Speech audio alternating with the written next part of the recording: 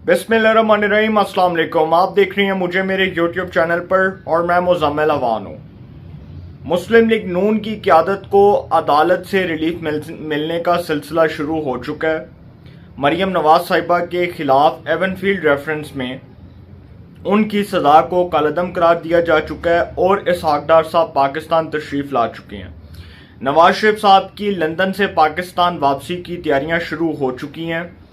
और मुस्तकबिल के अंदर नून लीग को फिर से अदालतों से रिलीफ मिलने का सिलसिला जो है वो शुरू हो जाएगा, क्योंकि बज़ाहिर जो केसेस हैं उनकी नौयत को सामने रखते हुए एक बात जिसके ऊपर तज्जिया किया जा सकता है वो बहुत आप समझ लें कि सादा सी बात है कि जो मुकदमात इमरान खान साहब के दौर में नून लीग की क़यादत के खिलाफ बनाए गए, जिस तरह उनकी क़यादत को जेलों में डाला गया, मुकदमात कायम किए गए, सियासी नोयत के मुकदमात बनाकर उनको पॉलिटिकली विक्टिमाइज किया गया, नैब की जानिब से नैब को इस्तेमाल किया गया, तो इमरान खान साहब का वो पूरा नैरेटिव ज़मीन बोस हो चुका है जब से अदालतों ने नून लीग के हक में फैसले सुनाने शुरू कर दिए और मेरिट के ऊपर फैसले आ रहे हैं। इसके ऊपर बात करने जा रहा हूँ, बड़ी डिटेल से बात करने जा रहा हूँ कि अदालत का फैसला आया इस्लामाबाद हाई कोर्ट के 2 रुकनी बेंच का जस्टिस मियां आमिर फरूक और जस्टिस मोहसिन अख्तर कियानी ने एवनफील्ड रेफरेंस में मरियम नवाज और कैप्टन सफदर, उनके शोहर कैप्टन सफदर, दोनों को बाइज्जत बरी कर दिया। इस रेफरेंस को, इस सज़ा को, जो उनको सज़ा सुनाई गई थी कैद की 2018 में जज बशीर अवान साहब की जानिब से, एहतसाब अदालत के जज, अकाउंटेबिलिटी कोर्ट के जज, जो उन्होंने सज़ा सुनाई थी, उस सज़ा को कल अदम करार दिया जा चुका है इस्लामाबाद हाई कोर्ट की जानिब से। और ये जो फैसला है, इस फैसले ने तहरीक इंसाफ में डेंट डाल दिए हैं और वो डेंट इस तरह से डाले हैं कि इमरान खान साहब का पूरा नैरेटिव करप्शन से मुतल्लिक जो उन्होंने कौम को स्पीकर लगा लगा के सुनाया, जलसों के अंदर खड़े होकर, मीटिंग्स के अंदर, सोशल मीडिया से खिताब करते हुए, जलसों के अंदर जब वो अपने कारकुनों से, अपने पार्टी लीडरान से खिताब करते थे, तो जगह जगह पर जो इमरान खान साहब ने ये नैरेटिव बनाया हुआ था, इसको बहुत बड़ा दचका लगा जब अदालत ने शरीफ खानदान के हक में फैसला सुनाया। अब चूंकि ये जो केस है, इस केस के बाद आप देख सकते हैं कि इससे पहले सियासी हवाओं का रुख तब्दील हुआ और तब्दील होने के साथ साथ इसहाक डार साहब जो वफाकी वज़ीर ख़जाना का कलमदान उनके पास है और वो इस हलफ भी उठा चुके हैं वफाकी वज़ीर ख़जाना के तौर पर। तो एक वक्त था कि जी इसहाक डार साहब जो हैं वो पाकिस्तान से बाहर चले गए थे, उनके खिलाफ भी ये मुकदमात बनाए गए और उनको भी इसी तरह से इन मुकदमात का सामना करना पड़ा। फिर वो 5 साल की जिला वतनी के बाद पाकिस्तान तशरीफ़ लाए और अब कुछ लोगों का ये कहना है कि जी शायद हो सकता है कि शरीफ ख़ानदान के कोई मामलात सेटल्ड हो गए हैं, कोई सेटल डाउन हो गए हैं और उन्होंने कोई डील कर ली है। ये बिल्कुल गलत खबरें हैं, क्योंकि सियासी हवाओं का रुख इसलिए तब्दील हो चुका है कि मैं समझता हूँ कि जो 2018 में सियासी नोयत की तर्ज पर मुकदमात कायम किए गए थे, उनकी कोई आईनी और कानूनी हैसियत मेरी नज़र में इसलिए नहीं थी क्योंकि वो इमरान खान साहब ने अपने सियासी मुखालफिन को रगड़ा लगाने के लिए ये मुकदमात बनवाए। ये तो खैर बहुत पहले की बात है। 2017 के अंदर ये पैनामा का केस, इसके ऊपर नवाज शरीफ साहब को डिस्क्वालीफाई किया गया और इसके ऊपर सुप्रीम कोर्ट ऑफ पाकिस्तान के ही 5 रुकनी लार्जर बेंच ने ये फैसला सुनाया था कि शरीफ खानदान के खिलाफ एवनफील्ड, अल अजीजिया और फ्लैगशिप रेफरेंसेस कायम किए जाएं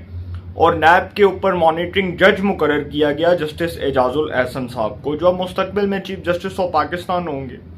तो जस्टिस एजाजुल एहसन साहब जो उस वक्त मॉनिटरिंग जज थे, जिनको एहतसाब अदालत की जानिब से जो कायम करदा रेफरेंसेस थे उसके ऊपर समाअत के लिए उनको मॉनिटरिंग जज मुकर्रर किया गया था, अब यही जो रेफरेंसेस हैं इसमें एक एक करके फैसले आने शुरू हो चुके हैं।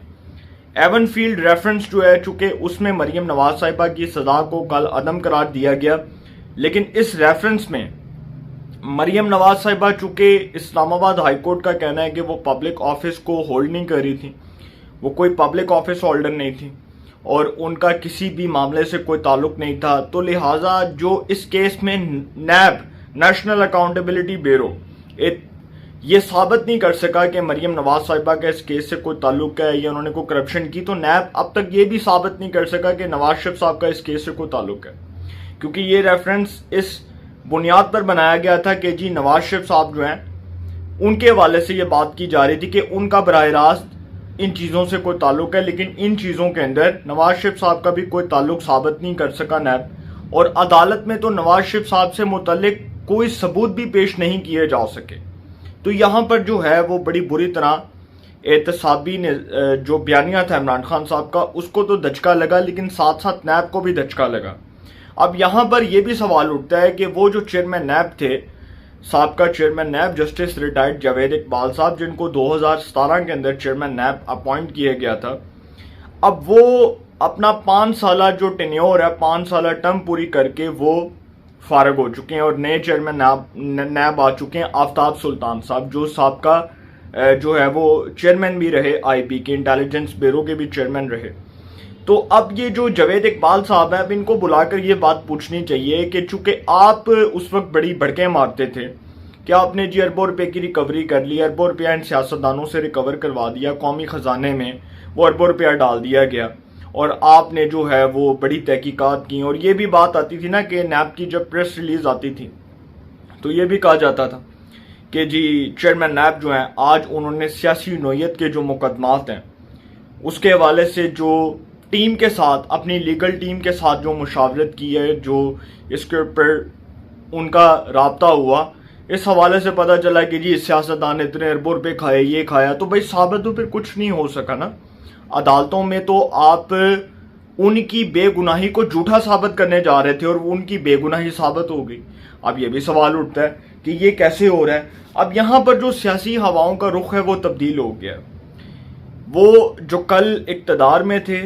آج وہ اقتدار سے باہر ہیں، اور وہ جو کل اپوزیشن میں تھے وہ آج اقتدار میں ہیں، یہ تو آپ سب کو پتہ ہے۔ لیکن آج ان کے خلاف قائم کردہ مقدمات جن کی آئینی اور قانونی حیثیت میری نظر میں اس لیے نہیں ہے کہ میں آپ کو پہلے بھی بتا چکا ہوں کہ یہ سیاسی نوعیت کے مقدمات سیاسی انتقام کے طور پر بنائے گئے عمرانی حکومت میں، اور اس سے پہلے جو 2017 میں supreme court of Pakistan honourable court معزز عدالت معزز جج صاحبان نے جو نواز شریف صاحب کو پیناما کے کیس میں ڈسکوالیفائی کیا، اس کی اب کوئی حیثیت نہیں رہ گئی اس فیصلے کی۔ اس کی روشنی میں اسلام آباد ہائی کورٹ جو ہے وہ سپریم کورٹ کے ہی فیصلے کو ڈس آن کر رہی ہے اور اس کو ہی ماننے سے انکار کر رہی ہے، اور ایون فیلڈ اپارٹمنٹس کا جو ریفرنس تھا وہ سپریم کورٹ کے ہی کہنے پر دائر کیا گیا تھا نا، اسی کے اوپر نیب نے اس وقت سماعت کی تھی، اور جج بشیر اوان صاحب نے مریم کو کیپٹن صفدر کو سزا سنائی تھی، ان کو قید کی سزا سنائی گئی، نواز شریف صاحب کو بھی قید ہوئی۔ تو اب ان فیصلوں کی کیا حیثیت رہ گئی ہے؟ اب یہ پوچھنا چاہیے عدالتوں سے بھی، اور عدالتوں سے یہ بھی پوچھنا چاہیے کہ یہ جو بڑے ریسپیکٹ اور بڑی جو ہے وہ آپ سمجھ لیں کہ ڈگنیٹی کے ساتھ میں یہ بات کہہ رہا ہوں کہ عدالت عظمیٰ سپریم کورٹ سے یہ بھی پوچھنا چاہیے کہ چونکہ نواز شریف صاحب کو ٹرائل کا موقع نہیں ملا، اور شفاف ٹرائل کا موقع ان کو اس لیے بھی نہیں دیا گیا کہ سپریم کورٹ نے خود کو ٹرائل کورٹ بنا کر اس کیس کا فیصلہ جاری کر دیا۔ اب یہاں پر یہ بھی سوال اٹھے گا کہ نواز شریف صاحب کو تو شفاف ٹرائل کا موقع ہی نہیں ملا، تو سپریم کورٹ جو کہ ٹرائل کورٹ تو نہیں ہے، سپریم کورٹ تو ایک عدالت ہے نا، سپریم کورٹ تو متعلقہ جو احتساب کے فارمز ہیں، جس طرح نیب ہے، جس طرح آپ سمجھ لیں کہ اینٹی کرپشن ہے، دوسرے ادارے ہیں، سپریم کورٹ اس طرح کے اداروں کو کہہ سکتی ہے جو متعلقہ فارمز ہیں۔ اب نیب کو سپریم کورٹ کہہ سکتی تھی کہ ان کو جی شفاف ٹرائل کا موقع دیا جائے، اور اس کے بعد نیب اپنی کارروائی مکمل کر کے سپریم کورٹ میں رپورٹ جمع کرواتا، اور اس کے بعد سپریم کورٹ فیصلہ سنا دیتی۔ لیکن یہاں پر جی اب یہ بھی ہے سوال کہ نیب نے جو اپنی انویسٹیگیشن کی ان کیسز کے اندر، اب وہی عدالتوں میں جھوٹی ثابت ہو رہی ہیں کہ نیب کہتا ہے کہ جی ہم نے تو اربوں روپے کی ریکوری کی، لیکن جب عدالتوں سے فیصلے آتے ہیں وہ نون لیگ کے حق میں آتے ہیں۔ اب کم ٹو دا پوائنٹ کہ اسحاق ڈار صاحب کا جو معاملہ ہے، اسحاق ڈار صاحب جو ہیں جن کے بار بار وارنٹ جاری کرتے رہے عدالتیں، اور اس کے بعد عدالتوں نے کہا کہ جی ان کو جو ہے یہ اشتہاری کبھی قرار دیا گیا، عمران خان کی حکومت میں کبھی ان کے گھر کے باہر نوٹس چسپاں کر دیا گیا کہ اشتہاری ہیں، ان کا کوئی گھر نہ لے۔ تو یہ سارے جو سیاسی جو ہے وہ انتقام کی بنیاد پر مقدمات قائم کیے گئے جو سیاسی نوعیت کے مقدمات میری نظر میں تو بالکل نہیں تھے، اب ان کی کیا حیثیت رہ گئی ہے، کیونکہ اسحاق ڈار صاحب جو ہیں وہ ایک بار پھر وفاقی وزیر خزانہ بن چکے ہیں۔